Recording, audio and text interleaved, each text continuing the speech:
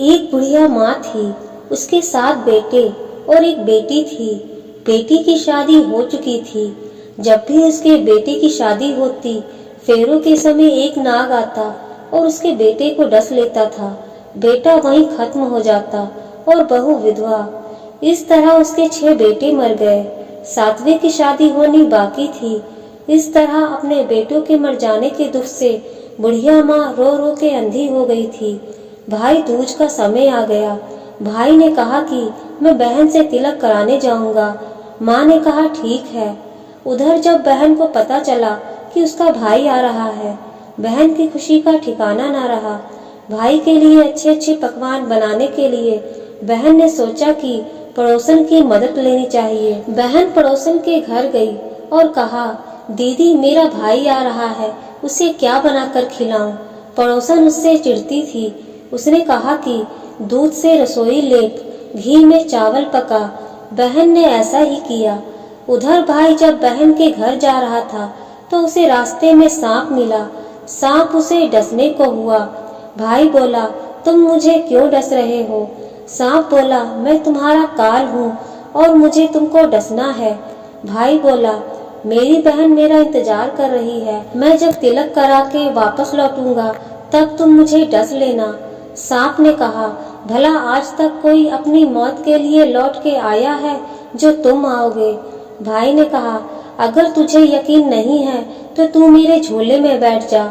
जब मेरी बहन मुझे तिलक कर ले तब तू मुझे डस लेना। सांप ने ऐसा ही किया। भाई बहन के घर पहुंच गया। दोनों बड़े खुश हुए।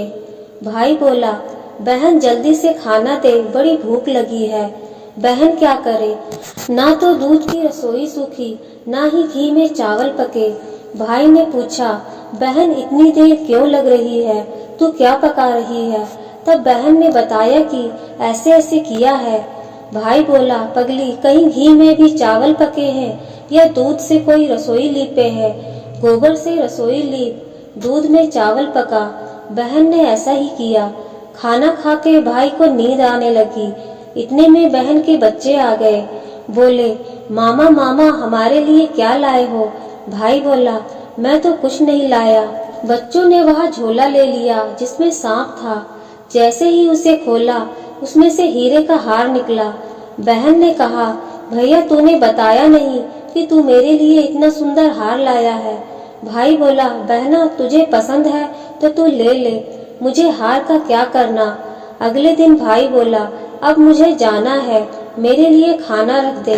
बहन ने उसके लिए लड्डू बना के एक डिब्बे में रख दिए। भाई कुछ दूर जाकर थक कर एक पेड़ के नीचे सो गया। उधर जब बहन के बच्चों को भूख लगी तो वे खाना मांगने लगे। माँ ने कहा, खाना अभी बनने में देर है। तो बच्चे बोले कि मामा को जो रखा है वही दे दो। तो वह बोली कि लड्डू बनाने के लिए बाजरा पीसा था, वही बचा पड़ा है चक्की में, जाकर खा लो। बच्चों ने देखा कि चक्की में तो सांप की हड्डियां पड़ी हैं। यही बात माँ को आकर बताई तो बहन पागल सी होकर भाई के पीछे भागी। रास्ते भर लोगों से पूछती है कि किसी ने मेरे भाई को देखा है।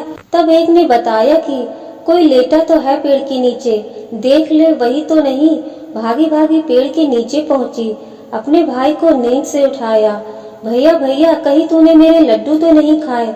भाई बोला, ये ले तेरे लड्डू, नहीं खाए मैंने। ले दे के लड्डू ही तो दिए थे। उसके भी पीछे पीछे आ गई।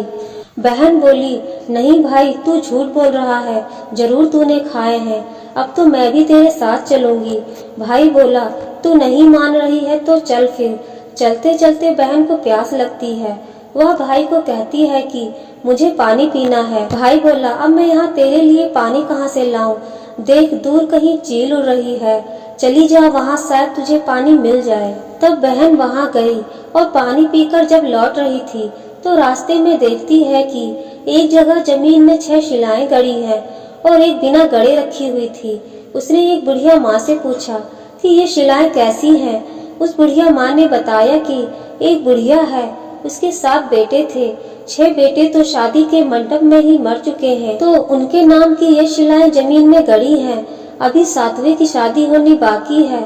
जब उसकी शादी होगी तो वह भी मंडप में ही मर जाएगा, तब यह 7वीं शिला भी जमीन में गड़ जाएगी। यह सुनकर बहन समझ गई कि यह शिलाई किसी और की नहीं बल्कि उसके 7 भाइयों के नाम की है। उसने उस बुढ़िया माँ से अपने 7वें भाई को बचाने का उपाय पूछा। बुढ़िया माँ ने उसे बताया कि वह अपने 7वें भाई को कैसे बचा सकती है। सब जानकर बहन अपने बाल खुले कर पागलों की तरह अपने भाई को गालियां देती हुई चली। भाई के पास आकर बोलने लगी, तू तो जलेगा, कुटेगा, मरेगा। भाई उसके ऐसे व्यवहार को देखकर चौंक गया, पर उसे कुछ समझ नहीं आया। इसी तरह दोनों भाई बहन माँ के घर पहुँच गए। थोड़े समय के बाद भाई की सगाई हो गई और उसकी शादी तय हो गई।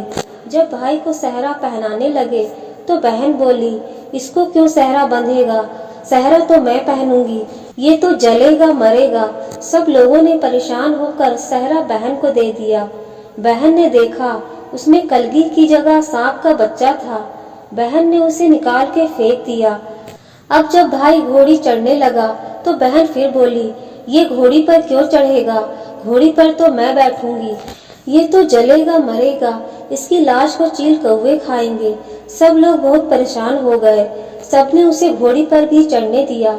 अब जब बारात चलने को हुई तब बहन बोली, ये क्यों दरवाजे से निकलेगा? ये तो पीछे के रास्ते से जाएगा। दरवाजे से तो मैं निकलूंगी। जब वह दरवाजे के नीचे से जा रही थी तो दरवाजा अचानक गिरने लगा। बहन ने एक ईंट उठाकर अपनी चुनरी में रख ली। दरवाजा वहीं की वहीं रुक गया। सब लोगों को बड़ा अचंभा हुआ। रास्ते में एक जगह बारात रुकी तो भाई को पीपल के पेड़ के नीचे खड़ा कर दिया गया। बहन कहने लगी, ये क्यों छांव में खड़ा होगा? ये तो धूप में खड़ा होगा। छांव में तो मैं खड़ी होंगी। जैसे ही वह पेड़ के नीचे खड़ी हुई, पेड़ गिरने लगा। बहन ने एक पत्ता तोड़कर अपनी चुनरी में रख लिया। पेड़ वहीं की वहीं रुक गया। अब तो सबको विश्वास हो गया कि ये बावली कोई जादू टोना सीख कर आई है, जो बार बार अपने भाई की रक्षा कर रही है। ऐसे करते करते फेरों का समय आ गया। जब दुल्हन आई तो उसने दुल्हन के कान में कहा, अब तक तो मैंने तेरे पति को बचा लिया, अब तू ही अपने पति को और साथ ही अपने मरे हुए जेठों को बचा सकती है। फेरों के समय एक नाग आया। वो जैसे ही दूल्हे को डसने को हुआ, दुल्हन ने उसे एक लोटे में भरकर ऊपर से प्लेट से बंद कर दिया। थोड़ी देर बाद एक नागिन आ गई। दुल्हन से बोली, तू मेरा पति छोड़। दुल्हन बोली, पहले तू मेरा पति छोड़। नागिन ने कहा, ठीक है, मैंने तेरा पति छोड़ा। दुल्हन बोली, ऐसे नहीं, पहले 3 बार बोल। नागिन ने 3 बार बोला, फिर बोली कि अब मेरे पति को छोड़। दुल्हन बोली, एक मेरे पति से क्या होगा? हंसने बोलने के लिए एक जेठ भी तो होना चाहिए, एक जेठ भी छोड़। नागिन ने जेठ के भी प्राण दे दिए। फिर दुल्हन ने कहा, एक जेठ से लड़ाई हो गई तो एक जेठ और छोड़। वह विदेश चला गया तो तीसरा जेठ भी छोड़। इस तरह एक एक करके दुल्हन ने अपने 6 जेठ जीवित करा लिए। उधर रो रो के बुढ़िया माँ का बुरा हाल था कि अब तो मेरा 7वां बेटा भी बाकी बेटों की तरह मर जाएगा। गांव वालों ने उसे बताया कि उसके 7 बेटे और बहुएं आ रही हैं।